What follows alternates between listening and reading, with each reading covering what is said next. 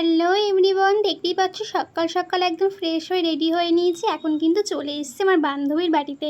আর কোন বান্ধবীর বাড়িতে এসেছি সেটা তো তোমরা বুঝতেই পেরেছো, ঋতু আমার বেস্ট ফ্রেন্ড। এই যে ঋতু, ওর বাড়িতে চলে এসেছে অনেক দিন পরে। এসেই তো আগে বসলাম কিছু খাওয়া দাওয়া করতে, কারণ আমরা দুজন এক জায়গায় হলে শুধু খাওয়া দাওয়াটাই করতে পছন্দ করি।